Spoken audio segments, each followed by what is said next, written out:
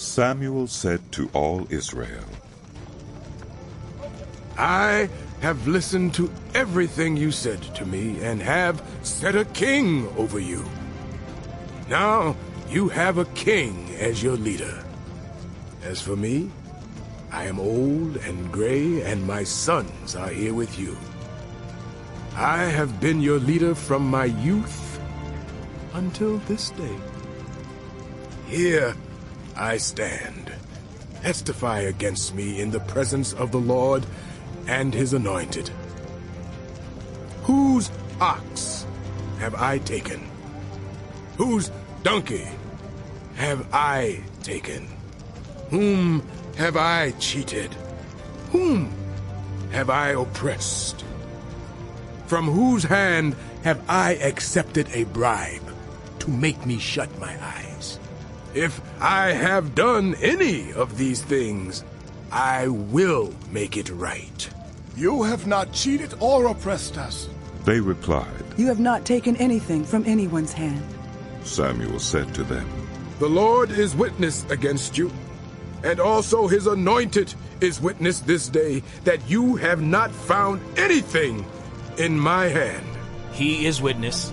They said. We agree. Then Samuel said to the people, It is the Lord who appointed Moses and Aaron and brought your ancestors up out of Egypt.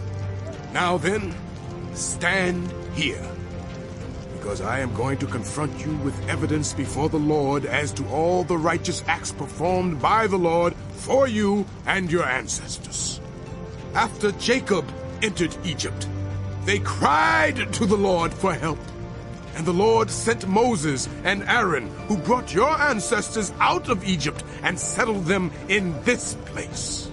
But they forgot the Lord their God. So he sold them into the hand of Sisera, the commander of the army of Hazor, and into the hands of the Philistines and the king of Moab, who fought against them. They cried out to the Lord and said, We have sinned. We have forsaken the Lord and served the Baals and the Ashtoreths. But now deliver us from the hands of our enemies, and we will serve you. Then the Lord sent Jerubbaal, Barak, Jephthah, and Samuel.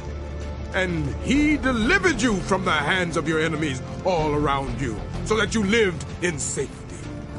But when you saw that Nahash, king of the Ammonites, was moving against you, you said to me, No, we want a king to rule over us. Even though the Lord your God was your king. Now, here is the king you have chosen, the one you asked for. See, the Lord has set a king over you. If you fear the Lord and serve and obey him and do not rebel against his commands, and if both you and the king who reigns over you follow the Lord your God, good. But if you do not obey the Lord, and if you rebel against his commands, his hand will be against you as it was against your ancestors. Now then, stand still and see this great thing the Lord is about to do before your eyes. Is it not wheat harvest now? I will call on the Lord to send thunder and rain, and you will realize what an evil thing you did in the eyes of the Lord when you asked for a king. Then Samuel called on the Lord, and that same day the Lord sent thunder and rain. So all the people stood in awe of the Lord and of Samuel. Samuel, the people all said to Samuel, Pray to the Lord your God for your servants, so that we will not die. For we have added to all our other sins the evil of asking for a king. Have Do mercy, not be afraid, Samuel replied. You have done all this evil, yet do not turn away from the Lord, but serve the Lord with all your heart. Do not turn away after useless idols. They can do you no good. nor can they rescue you, because they are useless. For the sake of his great name, the Lord will not reject his people, because the Lord was pleased to make you his own.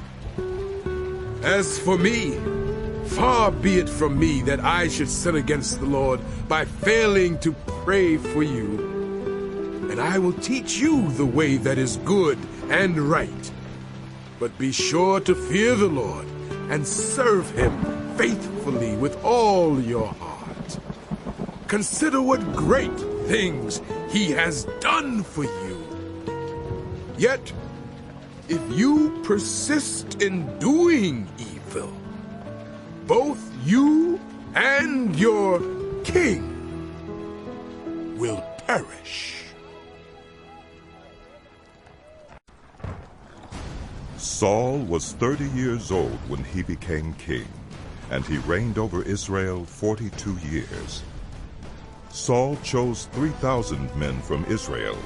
2,000 were with him at Michmash and in the hill country of Bethel, and 1,000 were with Jonathan at Gibeah in Benjamin. The rest of the men he sent back to their homes. Jonathan attacked the Philistine outpost at Geba, and the Philistines heard about it. Then Saul had the trumpet blown throughout the land and said, "Let the Hebrews hear!" So all Israel heard the news. Saul has attacked the Philistine outpost. And now Israel has become obnoxious to the Philistines. And the people were summoned to join Saul at Gilgal. The Philistines assembled to fight Israel with 3,000 chariots, 6,000 charioteers, and soldiers as numerous as the sand on the seashore. They went up and camped at Michmash, east of Bethaven. When the Israelites saw that their situation was critical and that their army was hard-pressed, they hid in caves and thickets among the rocks and in pits and cisterns. Some Hebrews even crossed the Jordan to the land of Gad and Gilead. Saul remained at Gilgal, and all the troops with him were quaking with fear. He waited 7 days, the time set by Samuel. But Samuel did not come to Gilgal, and Saul's men began to scatter. So he said, "Bring me the burnt offering and the fellowship offerings." And Saul offered up the burnt offering.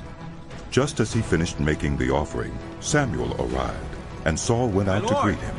What have you done? Asked Samuel. Saul replied, Well, when I saw that the men were scattering and that you did not come at the set time and that the Philistines were assembling at Michmash, I thought, now the Philistines will come down against me at Gilgal, and I have not sought the Lord's favor. So I felt compelled to offer the burnt offering. You have done a foolish thing. Samuel said, You have not kept the command the Lord your God gave you. If you had, But you were late. he would have established your kingdom over Israel for all time. But now your kingdom will not endure. The Lord has sought out a man after his own heart and appointed him ruler of his people, because you have not kept the Lord's command. Then Samuel left Gilgal and went up to Gibeah in Benjamin. And Saul counted the men who were with him. They numbered about 600. Saul and his son Jonathan and the men with them were staying in Gibeah in Benjamin, while the Philistines camped at Michmash. Raiding parties went out from the Philistine camp in 3 detachments. One turned toward Ophrah in the vicinity of Shul, another toward Beth-horon, and the third toward the borderland overlooking the valley of Zeboim, facing the wilderness. Not a blacksmith could be found in the whole land of Israel, because the Philistines had said, "Otherwise the Hebrews will make swords or spears." So all Israel went down to the Philistines to have their plow points, mattocks, axes, and sickles sharpened. The price was 2/3 of a shekel for sharpening plow points and mattocks, and 1/3 of a shekel for sharpening forks and axes and for repointing goads. So on the day of the battle, not a soldier with Saul and Jonathan had a sword or spear in his hand. Only Saul and his son Jonathan had them. Now a detachment of Philistines had gone out to the pass at Michmash. One day, Jonathan, son of Saul, said to his young armor-bearer, "Come, let's go over to the Philistine outpost on the other side." But he did not tell his father. Saul was staying on the outskirts of Gibeah under a pomegranate tree in Migron. With him were about 600 men, among whom was Ahijah, who was wearing an ephod. He was a son of Ichabod's brother, Ahitub, son of Phinehas, the son of Eli, the Lord's priest in Shiloh. No one was aware that Jonathan had left. On each side of the pass that Jonathan intended to cross to reach the Philistine outpost was a cliff. One was called Bozez, and the other Seneh. One cliff stood to the north toward Michmash, the other to the south toward Geba. Jonathan said to his young armor-bearer, "Come, let's go over to the outpost of those uncircumcised men. Perhaps the Lord will act in our behalf. Nothing can hinder the Lord from saving, whether by many or by few." "Do all that you have in mind," his armor-bearer said. "Go ahead. I'm with you, heart and soul." Jonathan said, "Come on then. We will cross over toward them and let them see us. If they say to us, 'Wait there until we come to you,' we will stay where we are and not go up to them. But if they say, 'Come up to us,' we will climb up, because that will be our sign that the Lord has given them into our hands." So both of them showed themselves to the Philistine outpost. "Look," said the Philistine. "the Hebrews are crawling out of the holes they were hiding in." The men of the outpost shouted to Jonathan and his armor-bearer, "Come up to us, and we'll teach you a lesson." So Jonathan said to his armor-bearer, "Climb up after me. The Lord has given them into the hand of Israel." Jonathan climbed up, using his hands and feet, with his armor-bearer right behind him.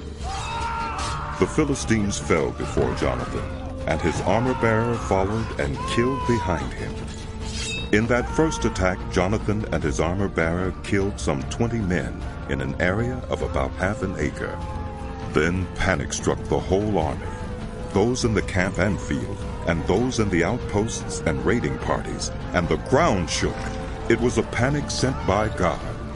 Saul's lookouts at Gibeah in Benjamin saw the army melting away in all directions. Then Saul said to the men who were with him, "Muster the forces and see who has left us."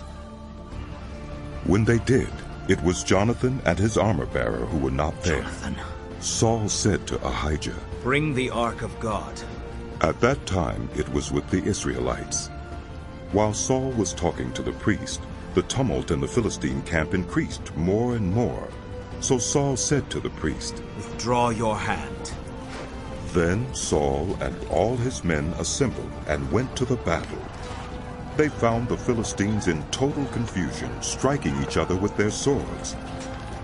Those Hebrews who had previously been with the Philistines and had gone up with them to their camp went over to the Israelites who were with Saul and Jonathan. When all the Israelites who had hidden in the hill country of Ephraim heard that the Philistines were on the run, they joined the battle in hot pursuit. So on that day, the Lord saved Israel, and the battle moved on beyond Beth-aven. Now the Israelites were in distress that day, because Saul had bound the people under an oath, saying, "Cursed be anyone who eats food before evening comes, before I have avenged myself on my enemies." So none of the troops tasted food. The entire army entered the woods, and there was honey on the ground. When they went into the woods, they saw the honey oozing out, yet no one put his hand to his mouth, because they feared the oath. But Jonathan had not heard that his father had bound the people with the oath, so he reached out the end of the staff that was in his hand and dipped it into the honeycomb. He raised his hand to his mouth, and his eyes brightened. Then one of the soldiers told him, "Your father bound the army under a strict oath, saying, 'Cursed be anyone who eats food today.' That is why the men are faint." Jonathan said, "My father has made trouble for the country. See how my eyes brightened when I tasted a little of this honey? How much better it would have been if the men had eaten today some of the plunder they took from their enemies. Would not the slaughter of the Philistines have been even greater?" That day, after the Israelites had struck down the Philistines from Michmash to Ajalon, they were exhausted. They pounced on the plunder, and taking sheep, cattle, and calves, they butchered them on the ground and ate them, together with the blood. Then someone said to Saul, "Look, the men are sinning against the Lord by eating meat that has blood in it." You have broken faith, he said. Roll a large stone over here at once. Then he said, Go out among the men and tell them, each of you bring me your cattle and sheep and slaughter them here and eat them. Do not sin against the Lord by eating meat with blood still in it. So everyone brought his ox that night and slaughtered it there. Then Saul built an altar to the Lord. It was the first time he had done this. Saul said, Let us go down and pursue the Philistines by night, and plunder them till dawn, and let us not leave one of them alive. Do whatever seems best to you, they replied. But the priest said, Let us inquire of God here. So Saul asked God, Shall I go down and pursue the Philistines? Will you give them into Israel's hand? But God did not answer him that day. Saul therefore said, Come here, all you who are leaders of the army, and let us find out what sin has been committed today. As surely as the Lord who rescues Israel lives, even if the guilt lies with my son Jonathan, he must die. But not one of them said a word. Saul then said to all the Israelites, You stand over there.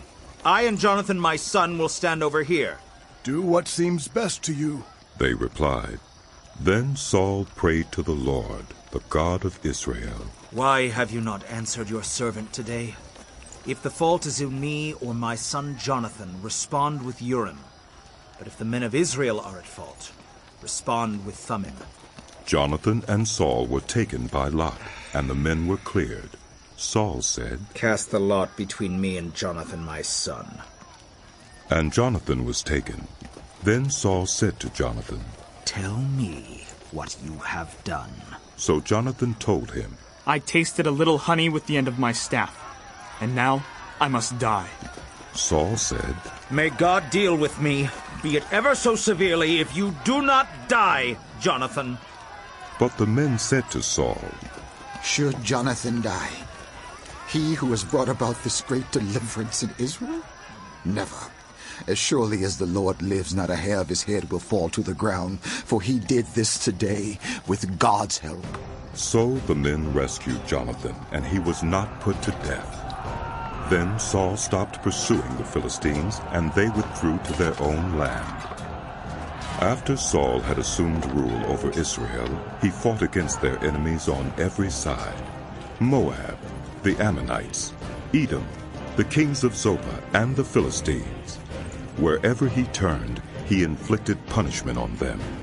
He fought valiantly and defeated the Amalekites, delivering Israel from the hands of those who had plundered them. Saul's sons were Jonathan, Ishvi, and Malchishua. The name of his older daughter was Merab, and that of the younger was Michal. His wife's name was Ahinoam, daughter of Ahimaaz. The name of the commander of Saul's army was Abner, son of Ner, and Ner was Saul's uncle.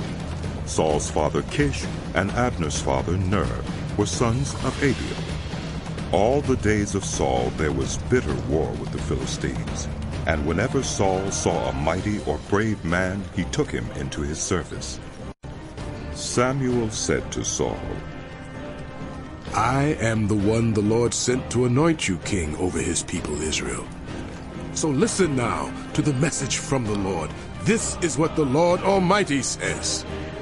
I will punish the Amalekites for what they did to Israel when they waylaid them as they came up from Egypt. Now, go attack the Amalekites and totally destroy all that belongs to them. Do not spare them. Put to death men and women, children and infants, cattle and sheep, camels and donkeys. So Saul summoned the men and mustered them at Tulaim, 200,000 foot soldiers and 10,000 from Judah. Saul went to the city of Amalek and set an ambush in the ravine. Then he said to the Kenites, Go away, leave the Amalekites, so that I do not destroy you along with them. For you showed kindness to all the Israelites when they came up out of Egypt. So the Kenites moved away from the Amalekites. Then Saul attacked the Amalekites, all the way from Havilah to Shur, near the eastern border of Egypt. He took Agag, king of the Amalekites, alive, and all his people he totally destroyed with the sword. But Saul and the army spared Agag and the best of the sheep and cattle, the fat calves and lambs, everything that was good. These they were unwilling to destroy completely, but everything that was despised and weak they totally destroyed. Then the word of the Lord came to Samuel. I regret that I have made Saul king, because he has turned away from me and has not carried out my instructions.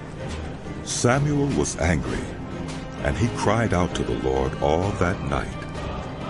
Early in the morning Samuel got up and went to meet Saul, but he was told, Saul has gone to Carmel. There he has set up a monument in his own honor and has turned and gone on down to Gilgal. When Samuel reached him, Saul said, "The Lord bless you! I have carried out the Lord's instructions." But Samuel said, What then is this bleating of sheep in my ears? What is this lowing of cattle that I hear? Saul answered, The soldiers brought them from the Amalekites. They spared the best of the sheep and cattle to sacrifice to the Lord your God, but we totally destroyed the rest. Enough! Samuel said to Saul, Let me tell you what the Lord said to me last night. Tell me. Saul replied. Samuel said, Although you were once small in your own eyes, did you not become the head of the tribes of Israel? The Lord anointed you king over Israel, and he sent you on a mission, saying, Go and completely destroy those wicked people, the Amalekites. Wage war against them until you have wiped them out. Why did you not obey the Lord? Why did you pounce on the plunder and do evil in the eyes of the Lord? But I did obey the Lord. Saul said, I went on the mission the Lord assigned me. I completely destroyed the Amalekites and brought back Agag, their king. The soldiers took sheep and cattle from the plunder, the best of what was devoted to God, in order to sacrifice them to the Lord your God at Gilgal. But Samuel replied, Does the Lord delight in burnt offerings and sacrifices as much as in obeying the Lord? To obey is better than sacrifice, and to heed is better than the fat of rams. For rebellion is like the sin of divination, and arrogance like the evil of idolatry. Because you have rejected the word of the Lord, he has rejected you as king. Then Saul said to Samuel, I have sinned. I violated the Lord's command and your instructions. I was afraid of the men, and so I gave in to them. Now, I beg you, forgive my sin, and come back with me so that I may worship the Lord. But Samuel said to him, I will not go back with you. You have rejected the word of the Lord, and the Lord has rejected you as king over Israel. As Samuel turned to leave, Saul caught hold of the hem of his robe, and it tore. Samuel said to him, The Lord has torn the kingdom of Israel from you today, and has given it to one of your neighbors, to one better than you. He who is the glory of Israel does not lie or change his mind, for he is not a human being that he should change his mind. Saul replied, I have sinned, but please honor me before the elders of my people and before Israel. Come back with me so that I may worship the Lord your God. So Samuel went back with Saul, and Saul worshipped the Lord. Then Samuel said, Bring me Agag, king of the Amalekites. Agag came to him in chains, and he thought, Surely the bitterness of death is past. But Samuel said, As your sword has made women childless, so will your mother be childless among women. And Samuel put Agag to death before the Lord at Gilgal. Then Samuel left for Ramah, but Saul went up to his home in Gibeah of Saul. Until the day Samuel died, he did not go to see Saul again, though Samuel mourned for him. And the Lord regretted that he had made Saul king over Israel. The Lord said to Samuel, How long will you mourn for Saul, since I have rejected him as king over Israel? Fill your horn with oil and be on your way. I am sending you to Jesse of Bethlehem. I have chosen one of his sons to be king. But Samuel said, How can I go? If Saul hears about it, he will kill me. The Lord said, Take a heifer with you and say, I have come to sacrifice to the Lord. Invite Jesse to the sacrifice, and I will show you what to do. You are to anoint for me the one I indicate. Samuel did what the Lord said. When he arrived at Bethlehem, the elders of the town trembled when they met him. They asked, Do you come in peace? Samuel replied, Yes, in peace. I have come to sacrifice to the Lord. Consecrate yourselves and come to the sacrifice with me.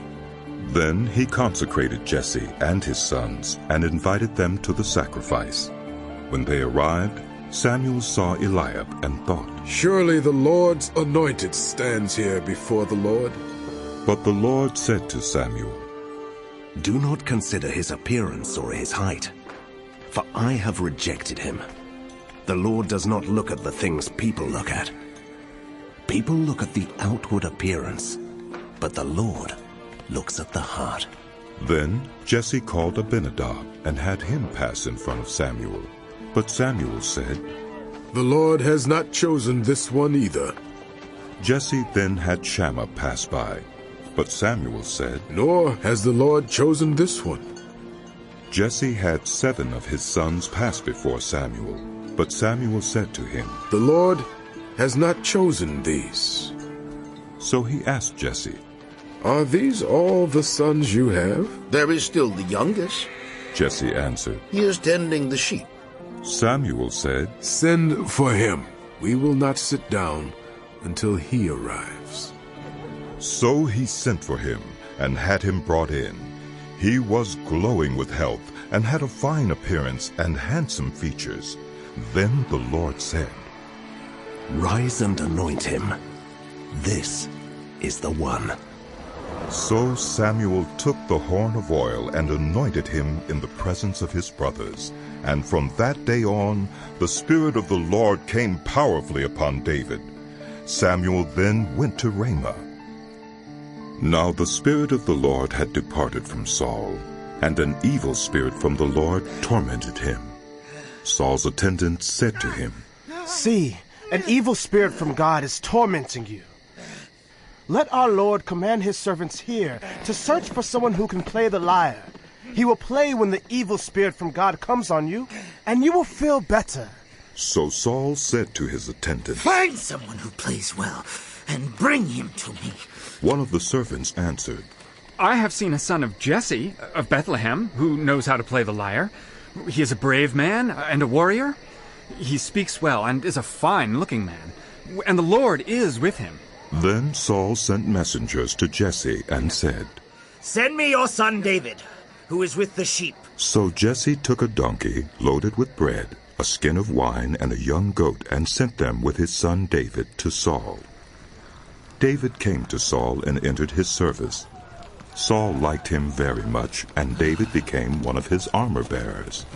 Then Saul sent word to Jesse, saying, Allow David to remain in my service, for I am pleased with him. Whenever the Spirit from God came on Saul, David would take up his lyre and play.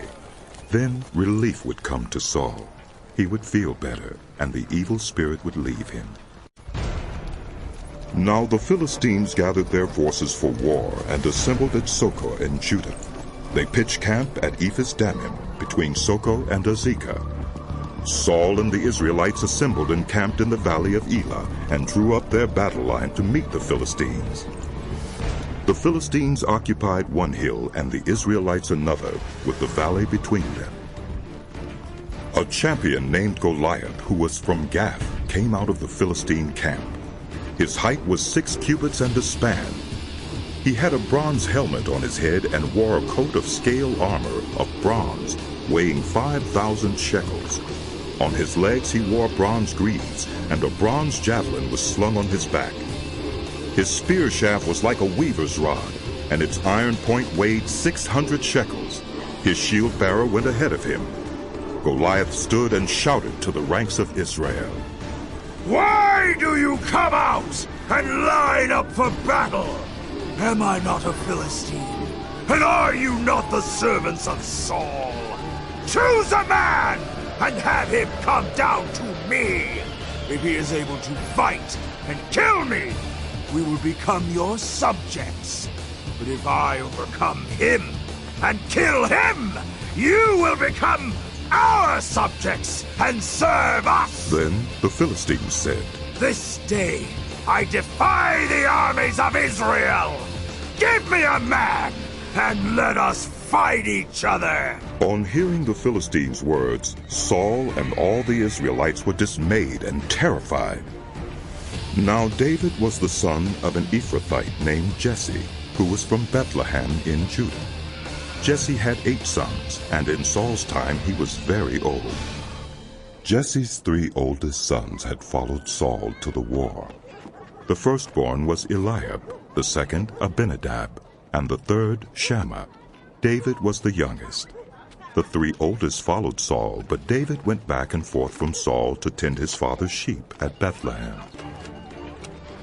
For 40 days the Philistine came forward every morning and evening and took his stand. Now Jesse said to his son David, "Take this ephah of roasted grain and these 10 loaves of bread for your brothers, and hurry to their camp. Take along these 10 cheeses to the commander of their unit. See how your brothers are, and bring back some assurance from them. They are with Saul and all the men of Israel in the valley of Elah, fighting against the Philistines." Early in the morning David left the flock in the care of a shepherd, loaded up and set out as Jesse had directed. He reached the camp as the army was going out to its battle positions, shouting the war cry. Israel and the Philistines were drawing up their lines facing each other. David left his things with the keeper of supplies, ran to the battle lines, and asked his brothers how they were. As he was talking with them, Goliath, the Philistine champion from Gath, stepped out from his lines and shouted his usual defiance. And David heard it. Whenever the Israelites saw the man, they all fled from him in great fear. Now the Israelites had been saying, "Do you see how this man keeps coming out? He comes out to defy Israel. The king will give great wealth to the man who kills him. He will also give him his daughter in marriage and will exempt his family from taxes in Israel." David asked the men standing near him, "What will be done for the man who kills this Philistine and removes this disgrace from Israel? Who is this uncircumcised Philistine that he should defy the armies of the living God?" They repeated to him what they had been saying and told him, "This is what will be done for the man who kills him." When Eliab, David's oldest brother, heard him speaking with the men, he burned with anger at him and asked, "Why have you come down here? And with whom did you leave those few sheep in the wilderness? I know how conceited you are and how wicked your heart is. You come down only to watch the battle." "Now what have I done?" said David. "Why, can't I even speak?" He then turned away to someone else and brought up the same matter, and the men answered him as before. What David said was overheard and reported to Saul, and Saul sent for him. David said to Saul, "Let no one lose heart on account of this Philistine.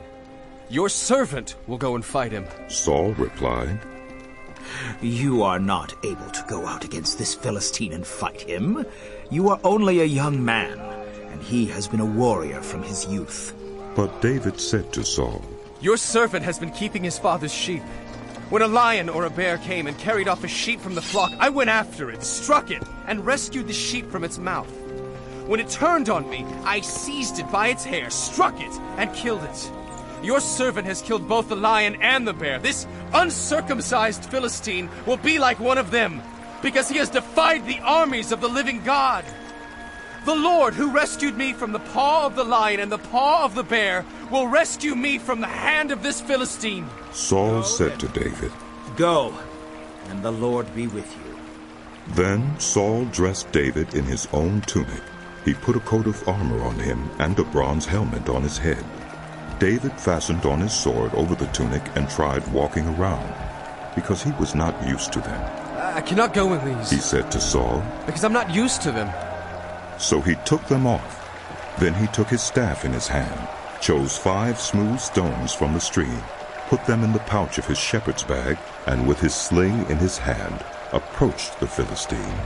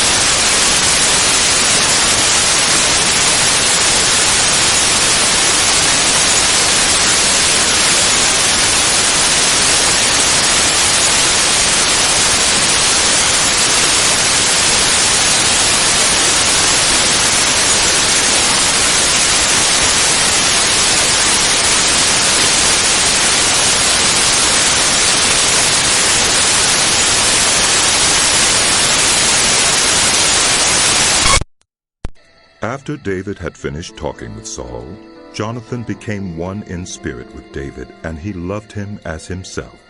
From that day Saul kept David with him, and did not let him return home to his family. And Jonathan made a covenant with David because he loved him as himself. Jonathan took off the robe he was wearing and gave it to David, along with his tunic and even his sword, his bow and his belt.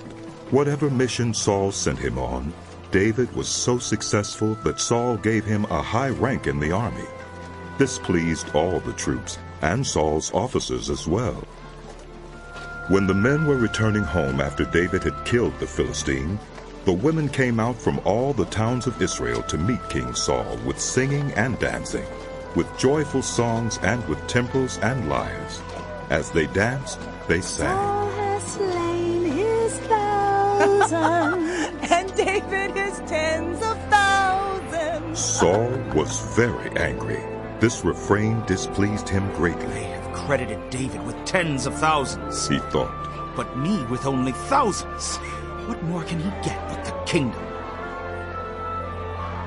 And from that time on, Saul kept a close eye on David. The next day, an evil spirit from God came forcefully on Saul.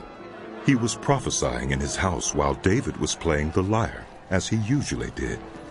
Saul had a spear in his hand, and he hurled it, saying to himself, "I'll pin David to the wall." But David eluded him twice. Saul was afraid of David because the Lord was with David, but had departed from Saul. So he sent David away from him and gave him command over 1,000 men, and David led the troops in their campaigns. In everything he did, he had great success, because the Lord was with him. When Saul saw how successful he was afraid of him. But all Israel and Judah loved David, because he led them in their campaigns. Saul said to David, "Here is my older daughter Merab. I will give her to you in marriage. Only serve me bravely and fight the battles of the Lord." For Saul said to himself, "I will not raise a hand against him. Let the Philistines do that." But David said to Saul, "Who am I? And what is my family or my clan in Israel that I should become the king's son-in-law?" So when the time came for Merab, Saul's daughter, to be given to David, she was given in marriage to Adriel of Meholah. Now Saul's daughter Michal was in love with David, and when they told Saul about it, he was pleased. "I will give her to him," he thought, "so that she may be a snare to him, and so that the hand of the Philistines may be against him." So Saul said to David, "Now, you have a second opportunity to become my son-in-law." Then Saul ordered his attendants, "Speak to David privately and say, 'Look, the king likes you, and his attendants all love you. Now become his son-in-law.'" They repeated these words to David, but David said, "Do you think it is a small matter to become the king's son-in-law? I'm only a poor man and little known." When Saul's servants told him what David had said, Saul replied, "Say to David, 'The king wants no other price for the bride than 100 Philistine foreskins to take revenge on his enemies.'" Saul's plan was to have David fall by the hands of the Philistines. When the attendants told David these things, he was pleased to become the king's son-in-law. So before the allotted time elapsed, David took his men with him and went out and killed 200 Philistines and brought back their foreskins. They counted out the full number to the king so that David might become the king's son-in-law. Then Saul gave him his daughter Michal in marriage. When Saul realized that the Lord was with David and that his daughter Michal loved David, Saul became still more afraid of him, and he remained his enemy the rest of his days. The Philistine commanders continued to go out to battle, and as often as they did, David met with more success than the rest of Saul's officers, and his name became well known. Saul told his son Jonathan and all the attendants to kill David, but Jonathan had taken a great liking to David and warned him, "My father Saul is looking for a chance to kill you. My king, why? Be on your guard tomorrow morning. Go into hiding and stay there. I will go out and stand with my father in the field where you are. I'll speak to him about you, and will tell you what I find out." Jonathan spoke well of David to Saul, his father, and said to him, "Let not the king do wrong to his servant David. He has not wronged you, and what he has done has benefited you greatly. He took his life in his hands when he killed the Philistine. The Lord won a great victory for all Israel. And you saw it, and were glad. Why then would you do wrong to an innocent man like David by killing him for no reason?" Saul listened to Jonathan and took this oath, "As surely as the Lord lives, David will not be put to death." So Jonathan called David and told him the whole conversation. He brought him to Saul, and David was with Saul as before. Once more, war broke out, and David went out and fought the Philistines. He struck them with such force that they fled before him. But an evil spirit from the Lord came on Saul as he was sitting in his house with his spear in his hand. While David was playing the lyre, Saul tried to pin him to the wall with his spear, but David eluded him. As Saul drove the spear into the wall, that night David made good his escape. Saul sent men to David's house to watch it and to kill him in the morning. But Michal, David's wife, warned him, "If you don't run for your life tonight, tomorrow you'll be killed." So Michal let David down through a window, and he fled and escaped. Then Michal took an idol and laid it on the bed, covering it with a garment and putting some goat's hair at the head. When Saul sent the men to capture David, Michal said, "He is ill. Please do not Then disturb Saul him." sent the men back to see David and told them, Bring him up to me in his bed so that I may kill him. But when the men entered, there was the idol in the bed, and at the head was some goat's hair. Saul said to Michal, Why did you deceive me like this, and send my enemy away so that he escaped? No. It is not what you Michal think. told him. He said to me, let me get away. Why should I kill you? When David had fled and made his escape, he went to Samuel at Ramah and told him all that Saul had done to him. Then he and Samuel went to Naioth and stayed there. Word came to Saul. David is in Naioth at Ramah. So he sent men to capture him. But when they saw a group of prophets prophesying, with Samuel standing there as their leader, the Spirit of God came on Saul's men, and they also prophesied. Saul was told about it, and he sent more men, and they prophesied too. Saul sent men a third time, and they also prophesied. Finally, he himself left for Ramah and went to the great cistern at Secu. And he asked, Where are Samuel and David? Over in Naioth at Ramah, they said. So Saul went to Naioth at Ramah, but the Spirit of God came even on him, and he walked along prophesying until he came to Naioth. He stripped off his garments, and he too prophesied in Samuel's presence. He lay naked all that day and all that night. This is why people say, Is Saul also among the prophets? Then David fled from Naioth at Ramah and went to Jonathan and asked, What have I done? What is my crime? How have I wronged your father that he is trying to kill me? Never! Jonathan replied, You are not going to die. Look, my father doesn't do anything great or small without letting me know. Why would he hide this from me? It isn't so. But David took an oath and said, Your father knows very well that I have found favor in your eyes. And he has said to himself, Jonathan must not know this, or he will be grieved. Yet, as surely as the Lord lives and as you live, there is only a step between me and death. Jonathan said to David, Whatever you want me to do, I'll do for you.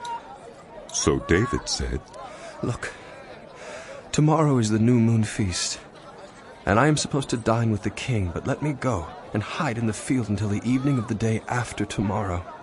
If your father misses me at all, tell him, David earnestly asked my permission to hurry to Bethlehem, his hometown, because an annual sacrifice is being made there for his whole clan.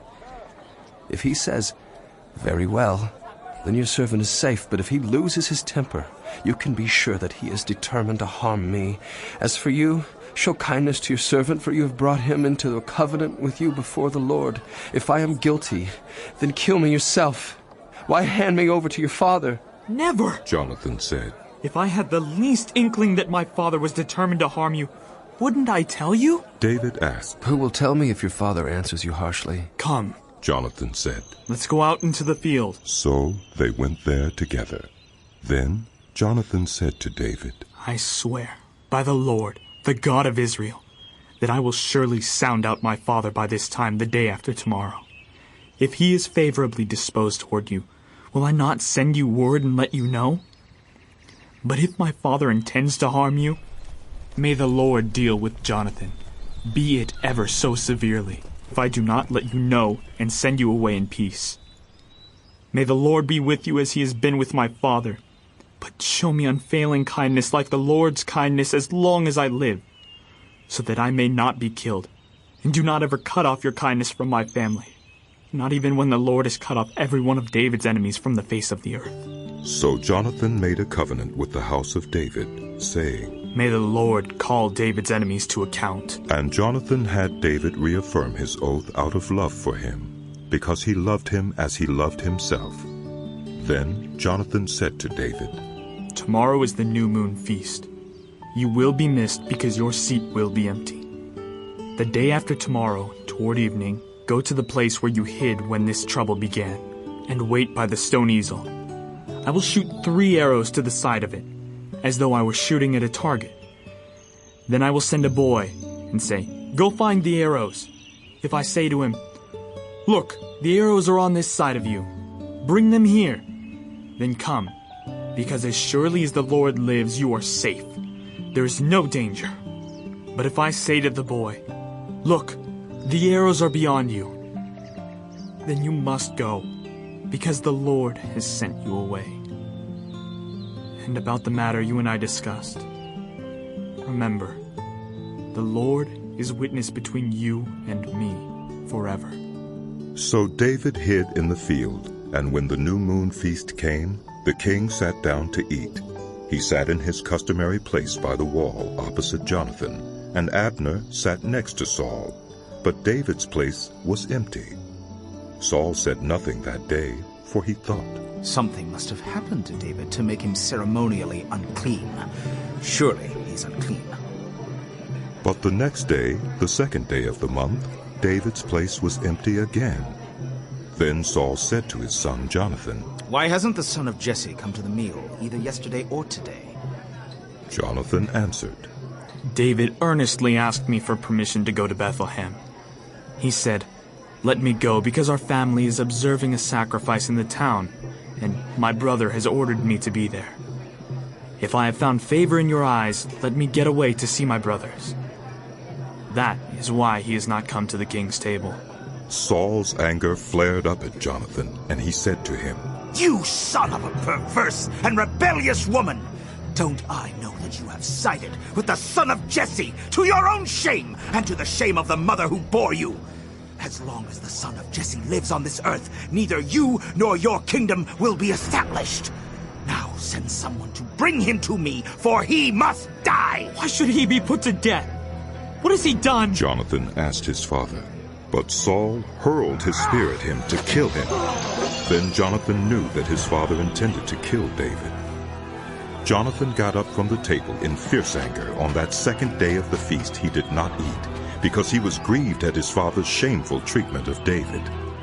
In the morning Jonathan went out to the field for his meeting with David.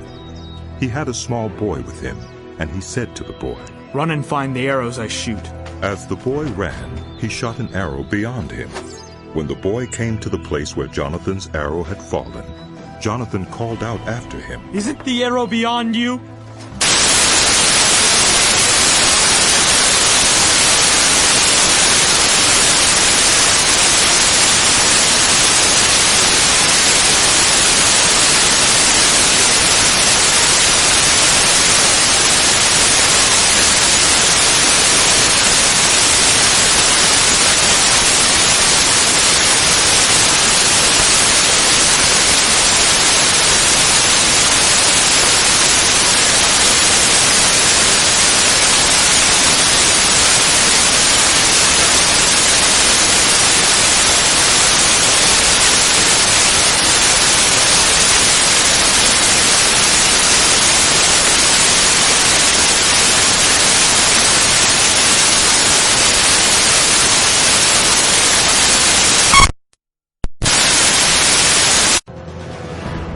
David went to Nob, to Ahimelech the priest. Ahimelech trembled when he met him and asked, "Why are you alone? Why is no one with you?" David answered Ahimelech the priest, "The king sent me on a mission and said to me, 'No one is to know anything about the mission I am sending you on. As for my men, I have told them to meet me at a certain place. Now then, what do you have on hand? Give me 5 loaves of bread, or whatever you can find.' But the priest answered David, "I don't have any ordinary bread on hand. However, there is some consecrated bread here, provided the men have kept themselves from women." David replied, "Indeed, women have been kept from us, as usual, whenever I set out. The men's bodies are holy even on missions that are not holy. How much more so today?" So the priest gave him the consecrated bread, since there was no bread there except the bread of the presence that had been removed from before the Lord and replaced by hot bread on the day it was taken away. Now one of Saul's servants was there that day, detained before the Lord. He was Doeg, the Edomite, Saul's chief shepherd.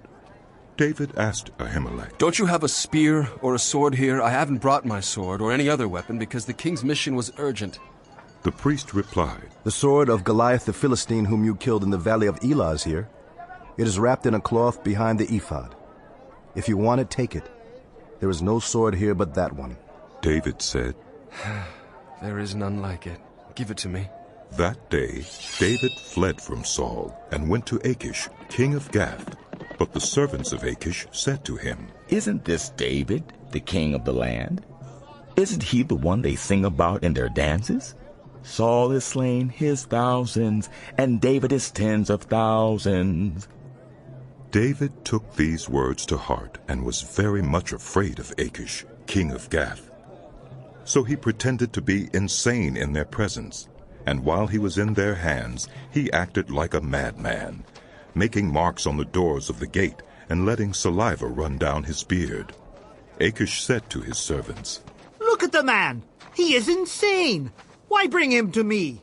Am I so short of madmen that you have to bring this fellow here to carry on like this in front of me? Must this man come into my house?